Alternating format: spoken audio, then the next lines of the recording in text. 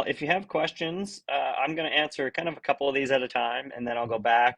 And what I would love is whether you're watching this live or whether you're watching it later on, if you have some tips for the obstacles, because there's my tips in coaching and myself, but we're all different. And the great thing is getting a bunch of different perspectives because something might hit home that somebody else says. And I was reading this really interesting thing in a book yesterday, and was talking about we often don't like why peer support groups like this are so important is because we often don't think something is possible until we see other people who are just like us doing it, right? So we often think that an outcome or something like that, and this was like a specific business thing that I think is very relatable for our fitness, is that, you know, in the business, the same thing. And it's like, I was in a coaching group with 80 people one time, and I was like so nervous. And then I went in there and I was like, man, these people are just like me. Like, if they can get these results, then why can't I? And that just really changed my perspective of fear and thinking that I was not good enough and all of that to these people are just like me. I can be just as good as them. And that was, I mean, that was a coaching group that I was in 9 years ago. So a lot has happened since then. So yeah, so let's tackle some obstacles. I'm going to go for about 15 or 20 minutes, and that for each of these videos that I do, I'll do these often as I can. And yeah, I mean, obviously, if you have questions, you just throw them at me anytime. So what I am going to do is I'm going to give a couple of different answers for each of these. I'm going to give my tough answer, my tough mat answer, and then I'm going to give like my honest like coaching answer because I think both are relevant sometimes. Sometimes we just need to like suck it up and just do it, and sometimes we actually do have to like dig down and figure out how to overcome certain things.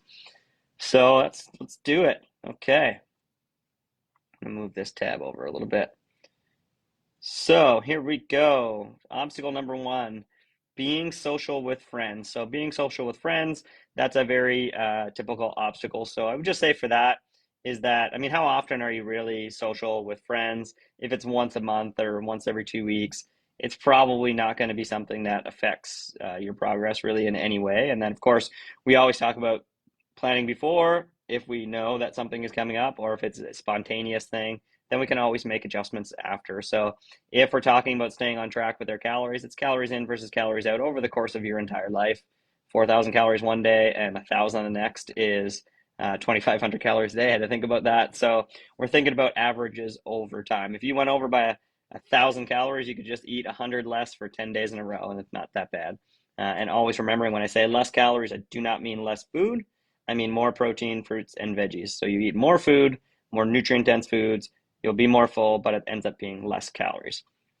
So yeah, and if you're social with friends more than that, I mean, the tough mat would say be a leader in the group and suggest doing things that are healthy, suggest doing meal prep together, suggest going for walks, going for hikes, doing things that make you feel awesome, getting outside. And there's just so many other things that can be done when social with friends than going and eating crappy food and drinking. So again, I eat crappy food and drink sometimes, so there's no judgment there. But if it's a like persistent thing, then it's like, okay, what can we be doing differently here to make sure that our health goals are aligned? And then we've got returning to work. Yep, so better time management and other obstacles. My baby is sleeping well or not, it can really affect my motivation and energy for the day. So moms and dads, I mean, this is a really kind of like long-term view of your health and recognizing, when we say we go through seasons, like every year we go through ups and downs and things like that, week to week, there's things that going on and we manage that. But when you're a parent, it can really affect, and you might have to think like year to year. And it's like, okay, before my kid is 5, they're not going, or before my kid goes to preschool or daycare or whatever, then there's only so much time I have in the day. They're probably not sleeping that well. So you really just have to do the best you can and control the things that you can and understand that you won't always be motivated. Sometimes you're going to be really tired. And just like when the kid is napping and you don't need a nap, just take advantage of that time as best you can. And, ask for help. If there is somebody in your family or whatever can help you with meal prep and meal planning, and it can take the kids so that you have time to go to a workout, if you can bring them to Evolve, and if they're old enough to just go on an iPad and not break anything or disturb anybody, then or come to mom and baby class where nobody cares. I mean, there's just, life goes through seasons, and there's going to be, you're back to work and you have small children, and it's just like there's many factors working against you. but just doing the best you can with the time that you have available. So that's really important. And again, we don't want you to do nothing and just eat chocolate and pizza all day, but managing the best you can, finding what support system works for you. That's us, that's your family, that's your friend group, things like that. And always remembering that, and I always try to say this, is that we're also scared to ask for help, but we forget that when we help somebody else, it feels really good. And it's a selfish feeling. It feels very good to help others. So I always like to think that if you're not asking for help, you're depriving others of that feeling that you get when you help somebody. So please ask for help whenever you need it. Okay. Work events where there'll be group meals and not many healthy options. And yeah, that's another, just is what it is, remembering that you can manage your calories over time very quickly. You could eat less calories, more food, less calories the day before. You could do it the day of. And that's kind of like, I'm about to embark on a 1 month trip to Mexico. Don't worry, I'll be working the whole time and managing the challenge. But I sometimes I get a little bit in better shape when I'm away, because I just kind of manage my calories day to day, where it's like I'm not a big breakfast eater anyway. I always get up and I exercise in the morning. I do a bunch of work, and then I make sure my lunch is just protein, fruits, and veggies, get as much of that as I can. Then I go on with my day, whatever happens in the day, and then I always eat out for supper. So I'm always eating out for supper, and I like tacos, and I like to drink beer, and all of that stuff. So I know that my supper is going to be high calorie, but I know that I've controlled the rest of my day. So even with supper, I still probably, and I like dessert and all that stuff. So I still might go over a little bit of my daily calories, but it's not as bad if I were to eat my normal breakfast, normal lunch, my snacks, and then the supper is really bad. So you can manage it within the day as well. I don't want to say bad because again, it just is what it is. But then manage it. And then it's like if I went overboard and I was like, there's this place that I go in Mexico that has amazing desserts, and I have two, which is going to happen. It's just like the next day I just focus a little bit harder, and maybe when I'm out the next day I choose a lighter option for supper, go for the fish. There's lots of fish and chicken in Mexico, like there is everywhere, but especially good fish. So just again, yeah, you can manage it day to day, but you can manage it over long periods of time as well. Building the routine, I am the main obstacle. We can all relate to that. Self-defeating, sabotaging, binge eating has been a problem. I eat my feelings. So yeah, I mean that is. Let me roll back to. I'm going to look at that instead of switching screens, which you guys can't tell that I'm doing. So building the routine, and this is the thing is this is everything that we're doing in our lives is really trial and error. So we don't know that you're just going to start coming to boot camp 3 times a week, and that's going to be the routine for the rest of your life. It might be, but it's not necessarily the first try. You want to come to boot camp. You want to, if we have cardio or spin or yoga or whatever's offered or virtual classes, or if you're somebody who's joined from far away and you're going to Good Life, that's cool too. We're here to support wherever works for you. But you just have to kind of like judge over time. Okay, how does this make me feel? Do I have time for this? Does this stress me? Like, does the amount of exercise you're doing stress you out? If so, you might want to dial it back a little bit and focus on things that are closer to home, like coming to the gym 3 times a week instead of 5, but doing runs or walks or swims or things like that. So building your routine is trial and error. And again, you're not going to find your perfect routine on the first try, and that is like 100% okay. So keep that in mind. But we want to say, again, if you look in the during the challenge section, there's my workout guide. And in that guide, you'll see that I think that 2 to 4 strength-based workouts per week is what I think everyone should do, regardless. Even if you hate working out, like just the benefits of the strength training are just so, so, so amazing and can't be done with other things. Like cardio, you can do anything you want, right? But strength training is the only way to get strong and stay independent and have more energy and improve your mobility. All of those great things that come with strength training. So strength training would be boot camps. Strength training would be Evolve Fitness Forever, personal training sessions, really anything where like the virtual workouts, anything where you see like I would say like big strong exercises. So things like it's like squats, lunges, deadlifts, push-ups, bench press, shoulder press, one arm rows, TRX pulls, chin-ups. That's strength workouts. So that's what you'll see in the boot camps and stuff like that. There is a reason that we do those exercises so often because they're the best, and don't always necessarily need the best, but yeah. Okay. I just had a thing that said, can somebody just comment if they can still hear me? I just had something that told me the internet was not loving me here. So hopefully I am still here. Hopefully you can still comment on the post. Please and thank you. Oh, I noticed I can pin stuff here too if somebody has something they need to say. The time is still going, but nobody's commenting, so That would be really sucky if the video stopped. Yes. Okay. Thank you, Linda. You can hear me. Perfect. All right. Thank you. Thank you. Thank you. Thank you. You guys might be like watching with your headphones on like 20 feet away and you had to like dash back. Okay. Meech is here. All right. We'll get Meech on here for one of the videos here. All right. Let's go back. Binge eating, eating my feelings again. That's something that Dana is going to tackle. So I always recommend Dr. Dana Lee Beck. She wrote a great book on healthy habits. She's a psychologist. She just kind of breaks it down in a different way than any personal trainer really could. So I recommend her if you really are interested in going in depth on binge eating and possibly, again, I don't necessarily believe that you can, frozen again. Okay. I'm just going to keep on talking and hopefully we will have a video at the end of this. I'll go for like 5 more minutes, then I'll do another one another time.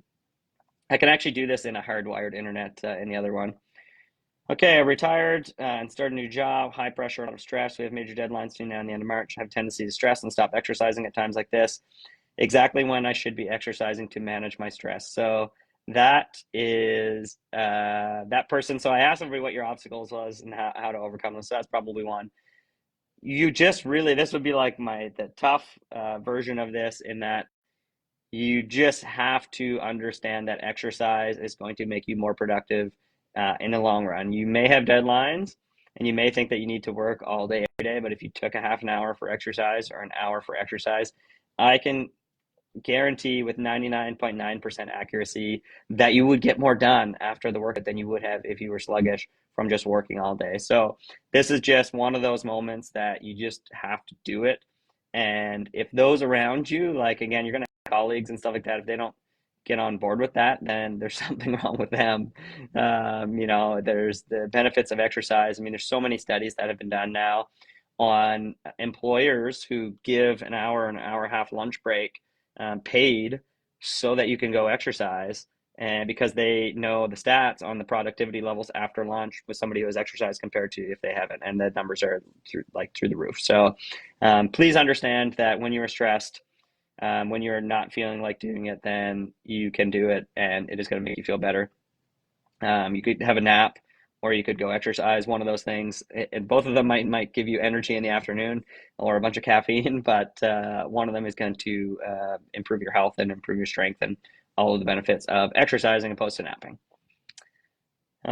Travel, bad weather, my own self. I don't see the scale move. I get discouraged. So if you watch my goal setting session, to tackle the scale one first, it's, your body really has no idea what's going on day to day, week to week, even sometimes month to month. I just made the mistake. I did 14 days of no treats and 2 workouts a day, and my body fat percentage went up. But like I have like significant difference in my body because I did take progress photos before and after. And if I had just looked at the scale and the in body, like I'm just like the in body's fucking broken. But yeah, it's important that you go on the goal setting document and you go down to the non-scale victories and you just look at the non-scale victories and you say to yourself, are any of these things getting better? And and I don't have the list right in front of me right now, but like, even if you now enjoy exercising and you didn't before and the scale stays the same, like that's a win and that's something to motivate you going forward. I know we want the scale to move, but there's just such a full picture in your life and your energy levels and your skin will clear up if you drink more water and exercise more. And there's just like so many benefits to working out that have nothing to do with the scale. Like look at all of you in the challenge. Like you now have like all these friends. Some of them you haven't met. You might never meet them, but you have all these people like supporting you. Like think there's like 250 people, coaches and people in the thing that now support you in your fitness journey. That is something that hopefully is motivating enough. And on the days that you look at the scale and you're like, shit, it's not working. Just think about all of the things that are working, and make a list and write them down and put them on the fridge. And anytime you're not feeling motivated, then go have a look and just realize that the journey that you're on is for the rest of your life.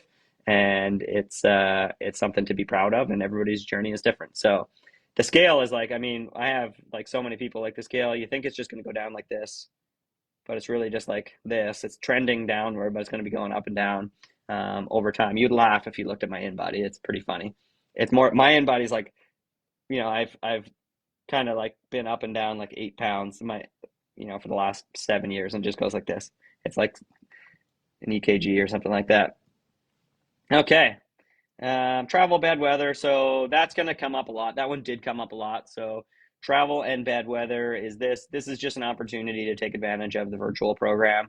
So we really have kind of taken away as many excuses as we can now that we have the virtual program. The workouts are great on there. Even if you don't have equipment at home, you can always do something and do the best you can. But that's just the reality of living in Nova Scotia in the winter. There's going to be days where you're not going to be able to drive to your workout, and that's okay. We can write you a workout if you don't want to watch a video. We just have so many resources available for you, and to get a workout in, and to make sure you have something available. And we got a heart from Cordelia, because Cordelia lives in Yarmouth, so she has only been to a handful of in-person workouts. So yeah, all good. You can do it just like Cordelia can, and she's still doing it even with other obstacles. So there you go.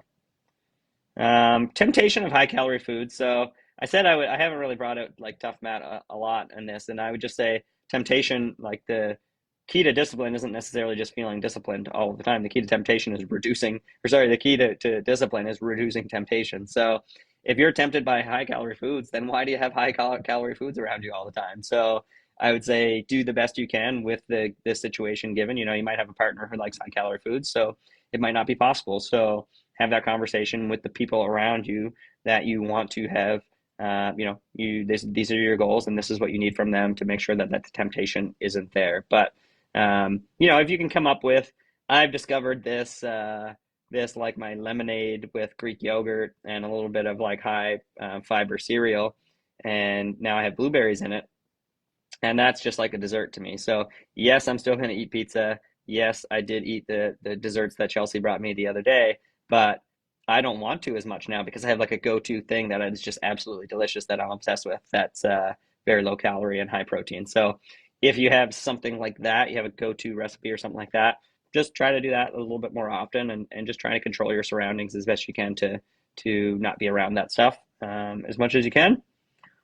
Oh, let's do one more and I'll go on there. We got lack of scale movement. That was on there before. Some thyroid issues and migraines. I would classify, you know, always telling you that we have things in your control and we have things that aren't in your control. So control with what you can, cope with what you can't. So your migraines you can't control, and the thyroid. I would just say if you have thyroid issues, you want to go to the doctor and it takes trial and error for this as well, to try to get the right dose for you that regulates your weight. But always kind of playing with that and making sure you're on track. And the migraines, it just is what it is. There's going to be days that you feel awesome, and there's days that you don't. So just taking advantage of the good days as best you can, and coping with the bad days as best you can as well.